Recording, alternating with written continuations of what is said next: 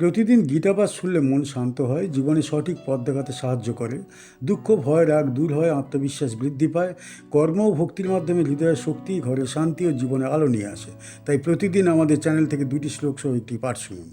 তুল্য নিন্দা স্তুতি মৌনি সন্তুষ্ট ইয়েন কেনচিৎ অনিকেতঃ স্থিরমতি ভক্তিমান মে প্রিয় নরঃ।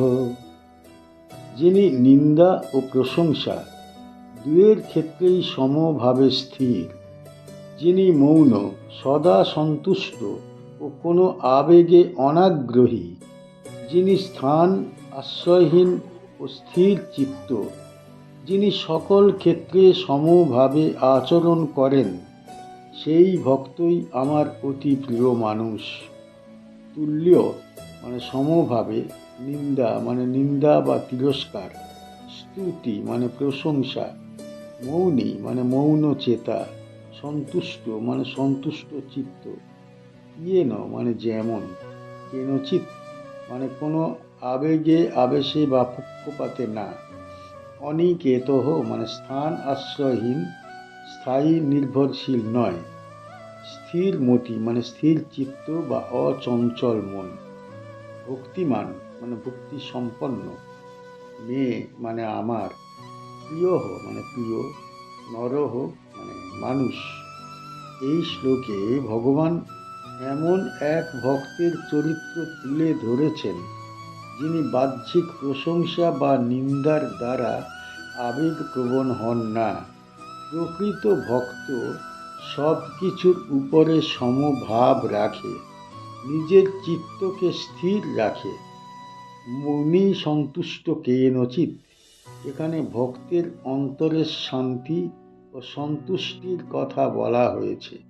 তিনি সর্বদা নিজেকে নিয়ন্ত্রণে রাখেন, আবেগের অতিমাত্রায় না ভেসে।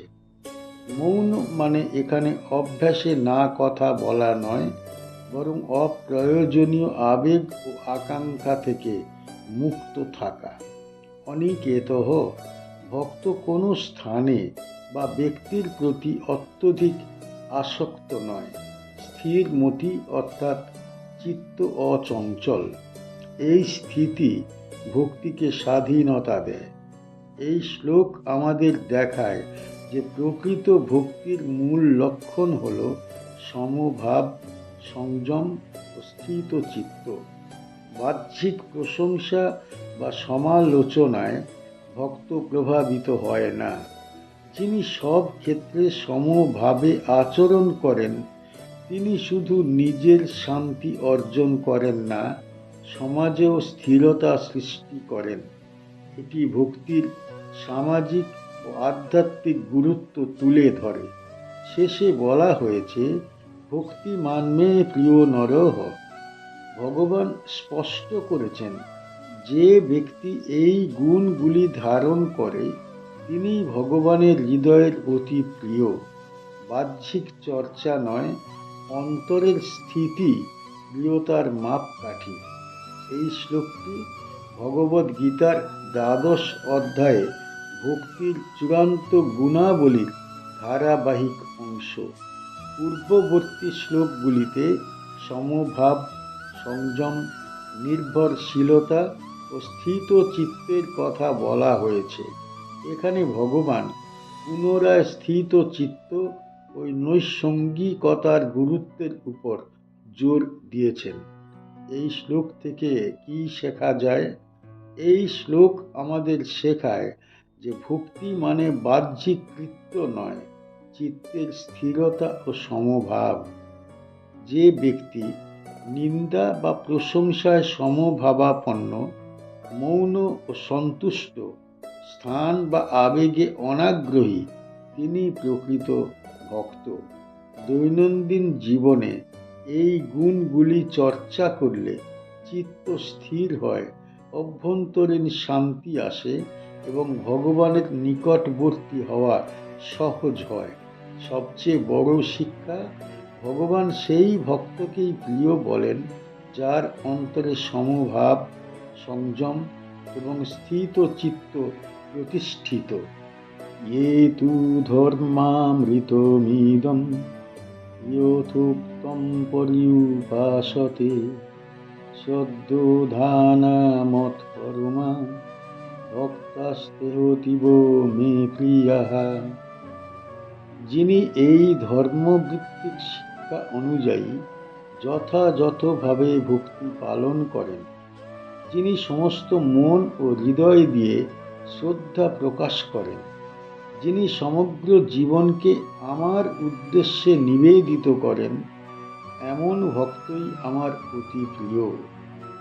ইয়হ মানে যিনি, তহ মানে সে, ধর্ম মানে ধর্ম বা শৃঙ্খলাবদ্ধ আচার ও নিয়ম, অমৃতম মানে অমৃত বা চিরস্থায়ী তত্ত্ব বা জ্ঞান, ইদম মানে এই, যথোক্তম মানে যথাযথভাবে বা ঠিক মতো, পর উপাসতে মানে উপাসনা করেন বা সাধনা করেন, শ্রদ্ধা মানে শ্রদ্ধা বা ভক্তি, ধারণা মানে মন ও হৃদয় সমর্পণ, মত পরমা মানে আমার প্রতি নিবেদিত, ভক্তাহা মানে ভক্ত, সহ মানে সেই ব্যক্তি, ইতিভ মানে সমগ্র জীবন, মে মানে আমার, প্রিয়াহা মানে প্রিয়।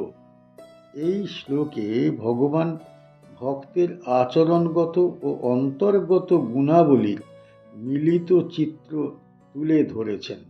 এখানে বলা হয়েছে, প্রকৃত ভক্ত সেই ব্যক্তি যিনি ধর্মভিত্তিক শিক্ষা অনুযায়ী ভগবানের উপাসনা করেন।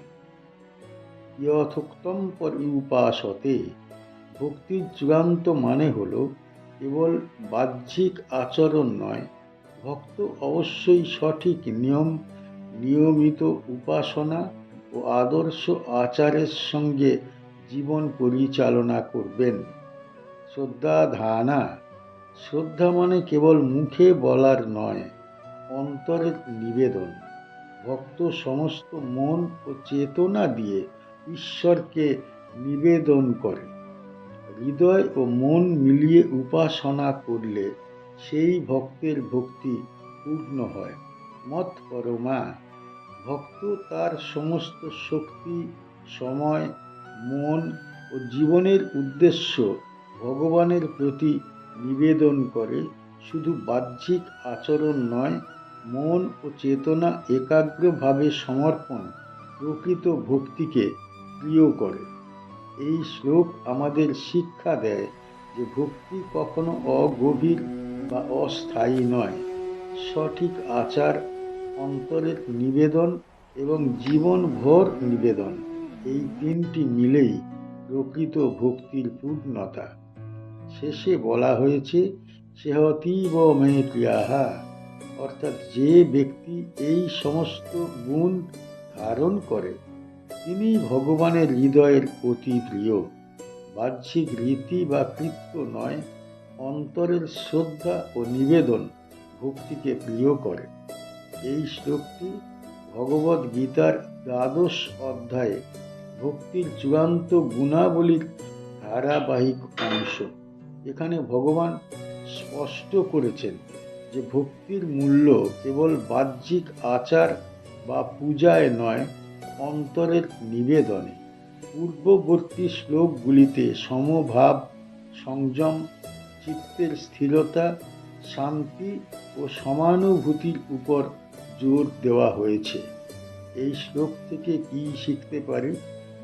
এই শ্লোক আমাদের শেখায়, ভক্তি মানে কেবল মন্ত্র, পূজা বা জপ নয়, জীবনভর নিবেদনের মধ্য দিয়ে প্রকৃত ভক্তি প্রকাশ পায়।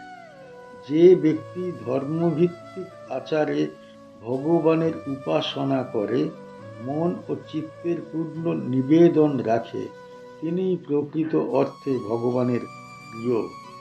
দৈনন্দিন জীবনে আমাদের উচিত কেবল বাহ্যিক আচরণে নয়, অন্তরে ভগবানের প্রতি নিবেদনের মাধ্যমে জীবনকে পূর্ণ করা।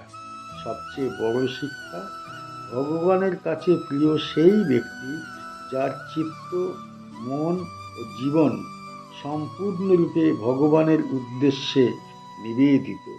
চ্যানেলের গীতা পাঠ কেমন হয়েছে, ব্যাখ্যা কেমন হয়েছে, আপনার কেমন লেগেছে কমেন্ট বক্সে অবশ্যই জানাবেন, এবং প্রতিনিয়ত গীতা পাঠ শোনার জন্য চ্যানেলটা অবশ্যই সাবস্ক্রাইব করে রাখুন। দেখা হচ্ছে